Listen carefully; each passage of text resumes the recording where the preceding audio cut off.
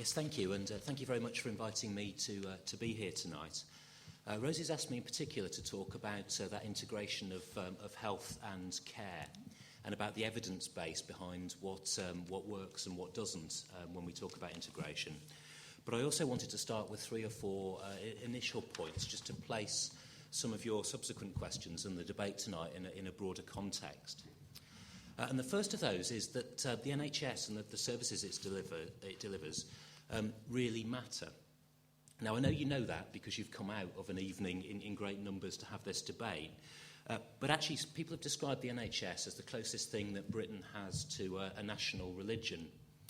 The NHS is with us from the cradle to the grave, and it's with us at some of the best and at some of the worst times of our lives, the birth of a baby, the death of a loved one. And when it gets things right, it can deliver care with amazing compassion, and it can reach to the very edges of what's possible in terms of science and beyond.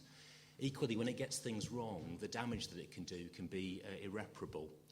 So actually, the issues that we talk about tonight and the questions that you ask and the actions that you take as a result really, really matter. These are quite literally matters of life and of death.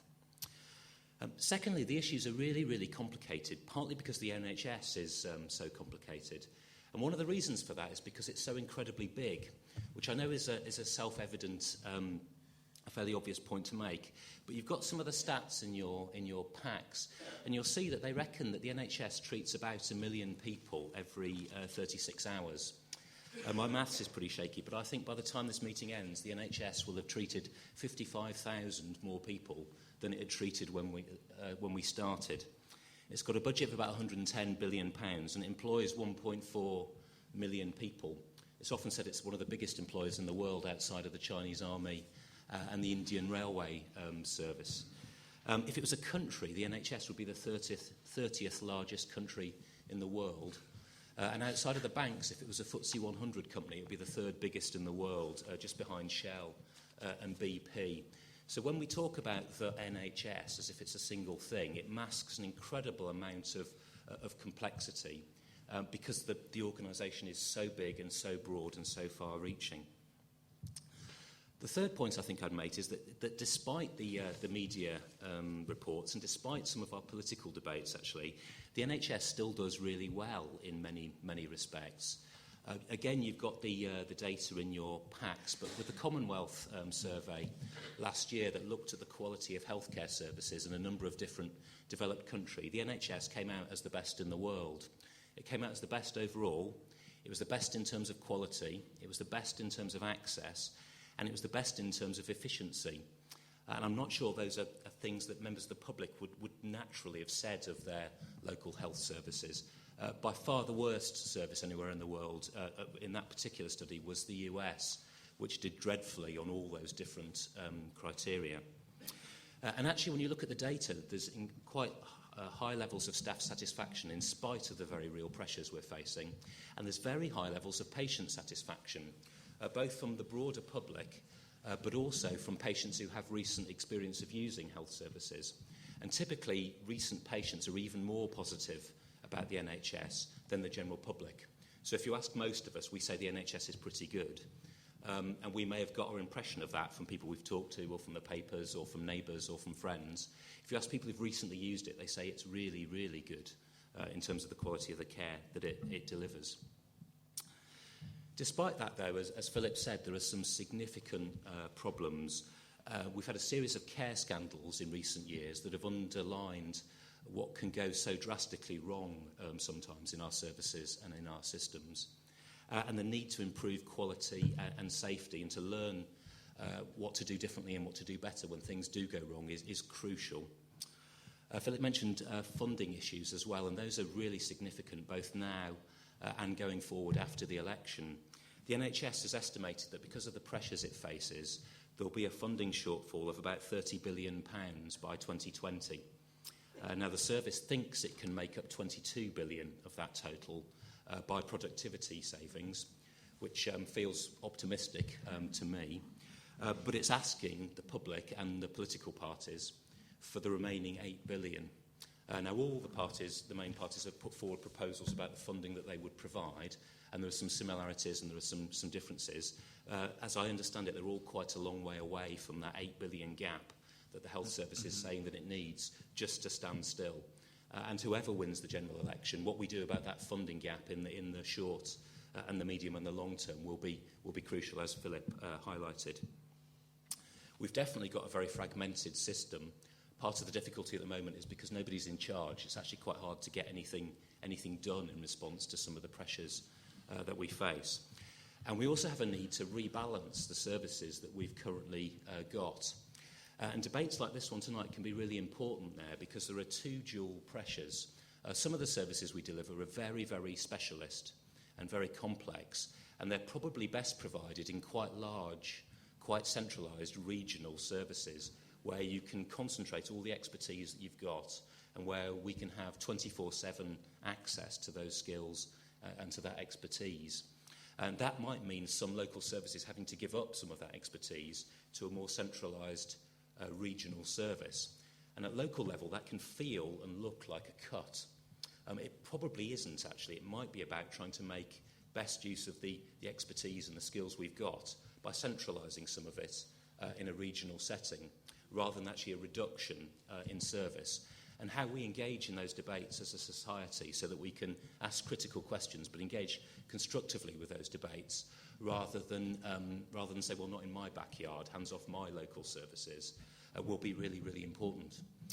Equally, we've got a number of services that are based in hospitals at the moment that might actually be better placed in the community or indeed in delivering care in people's own homes. And although it's really important we've got high-quality hospital services when we need them, the bulk of people using the health service are actually sometimes people of working age, but often older people who have multiple chronic diseases or long-term conditions, things like diabetes, breathing problems, heart problems, depression. And the highest users of health services tend to have 5 or 6 of those conditions at once. And if they have a crisis in their healthcare, they need to be in hospital.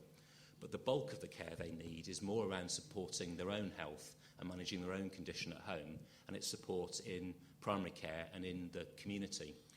So if some services would be better placed in the community and in people's own homes, and some services would be better placed at a kind of regional level, there is a dilemma in some parts of the country for some hospitals that provide both those kind of services at the moment. And again, we need to be able, as a public, to ask the right kind of questions of those processes so that we're not being fobbed off, but we're engaging constructively in those very difficult and very emotive discussions. And as Philip said, one of the solutions that's being put forward in the current context is the promotion of more integrated care, particularly between healthcare and social care. And most members of the public think that health and social care are part of the same system, that they're organised and funded in the same way. And it's typically only when people are in crisis and need quite urgent support that they find to their cost that those are quite different systems and that they operate and are funded very, very differently. And for many older people in particular, when I was practising as a social worker, there was a real sense of betrayal that the system they thought would care for them actually was more complicated than they realised. And going back to the 1940s, we've got a system in this country that assumes it's possible to distinguish between people who are sick, who we label as having healthcare needs, and their services are provided free at the point of delivery by the health service, and people who are somehow merely frail or disabled. And those are people we label as having social care needs. Those are the responsibility of local councils. And people are means tested and charged, sometimes very, very significant charges for the cost of that care. And I'm not sure if breaking the world down into health and social care categories ever made sense. But in the early 21st century, given some of the demographic changes that Philip described, it increasingly feels like it doesn't make sense any longer. And we probably need a more fundamental rethinking of the boundary between health and social care. The tricky thing is how to actually do that in practice. And we've been trying, in one sense, ever since the 1970s to do that without ever quite cracking it. Places like Northern Ireland have had much more structurally integrated services, again since the 1970s. And yet the reality of services in Northern Ireland is that they don't feel much more joined up than our services do here. Because out of that original distinction between health and social care, you then have a series of different organisations with different legal frameworks and different budgets, with different geographical catchment areas, with different IT systems and different ways of training and educating practitioners and managers, a series of sort of practical and structural and cultural barriers that flow out of that initial distinction that are very, very difficult to overcome at local level. So arguing that we need to more fully integrate care is 110% the right thing to do. Being clear exactly how you do that and how you do it for real and how you do it in Moseley on a Friday afternoon when it's raining, is really the acid test of turning that vision into reality. And in particular, the evidence base is fairly discouraging about the extent to which it's possible to do that quickly, or the extent to which it's possible to release significant savings from doing that. There's quite a famous article called The 5 Laws of Integration, which people can Google if they're interested. And one of those laws is that integration often costs before it pays. I think I'd probably add a bracket to that law, that integration often costs before it pays, brackets, and we typically never stick at it long enough to work out whether it ever really pays, close brackets. So there's some really important work to do and some really important work to do together, but actually turning the vision into reality, given those historical, organisational and cultural divisions, really is the key. And in one sense, local services have been trying to do that for many, many years. We're a lot further forward on now than we were some years ago, but we're still quite a long way away from actually delivering it in practice.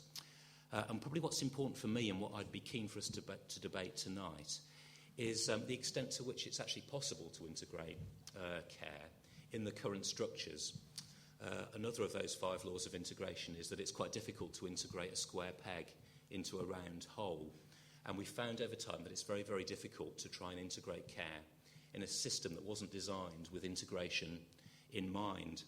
And so what's more important for me than the specific mechanisms we explore is probably the broader debate that we have as a community and as a society about the kind of services that we want to have together, about the kind of life that we want to have together, about how much we're collectively and individually prepared to pay for that, and then about some of the practical mechanisms that we might put in place to pay for it.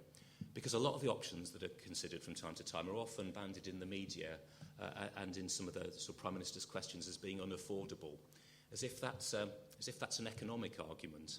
Whilst actually saying something's unaffordable is a political statement, because something's only unaffordable if we're not prepared to pay for it. Actually, we could do 101 of the things we might talk about tonight if we were prepared to make some very difficult choices about some of the other things that we wouldn't do in order to free up the money.